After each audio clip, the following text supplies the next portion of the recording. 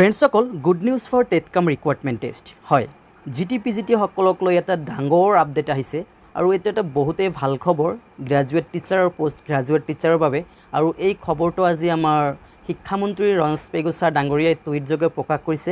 আপোনালোকে জানে নিশ্চয়কৈ টেটকাম ৰিক্ৰুইটমেণ্ট টেষ্টৰ যি ফলাফল আছিলে ঘোষণা কৰিছে আৰু একাংশৰ ভেৰিফিকেশ্যন চলি আছে। আপোনালোকে জানে যে যিসকলৰ ভেৰিফিকেশ্যনত নাম আহিছে বা ভেৰিফিকেশ্যনৰ এটা ডেট আৰু ভেনু দিয়া হৈছে সেইসকল সিলেকশ্যন হৈছে বুলি ক'ব পাৰি আৰু যিসকলৰ নাম আহা নাই সেইসকল কেণ্ডিডেটছ কিন্তু আমাৰ সিলেকশ্যন লিষ্টত নাই বা ডিছকুৱালিফাইড বুলি আমি ক'ব পাৰোঁ।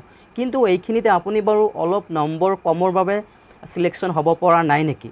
যদিহে তেনেকুৱা হৈছে তেনেহ'লে আপোনাৰ বাবে বহুতে এটা ভাল খবৰ, কিয়নো আমাৰ শিক্ষামন্ত্ৰী ৰণোজ পেগু ছাৰ ডাঙৰীয়াই আজি টুইট যোগে প্ৰকাশ কৰিছে যে যি ভেৰিফিকেশ্যনৰ কাম চলি আছে সেই ভেৰিফিকেশ্যনৰ কাম সম্পূৰ্ণ হোৱাৰ পিছত যে উপলব্ধ থকা খালী পদৰ বাবে পিছৰ আকৌ এবাৰ কি কৰিব আপোনালোকৰ বাবে তালিকা এটা প্ৰকাশ কৰিব আৰু সেই সম্পৰ্কে জনাইছে। গতিকে আমি আজি আপোনালোকক আমি সেই টুইটটো আমাৰ ছাৰৰ টুইটটো পোনে পোনে দেখাবলৈ চেষ্টা কৰিছোঁ, আপোনালোকে নিশ্চয়কৈ চাই লওক। চ' তাতে কি কৈছে, চ' ইয়াতে দেখক।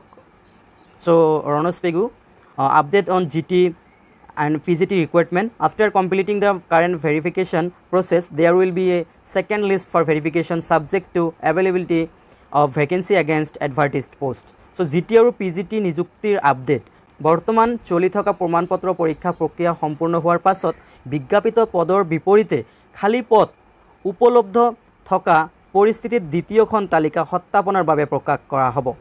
ফ্ৰেণ্ডসকল বহুতে এটা ডাঙৰ খবৰ এইটো যে যদিহে অলপ নম্বৰৰ বাবে আপুনি ৰৈ গৈছিলে হয়তো ছেকেণ্ড লিষ্ট প্ৰকাশ পালে আপোনাৰ নামটো আহি যাব পাৰে। চ' এইটো এটা ডাঙৰ আপডেট আছিলে।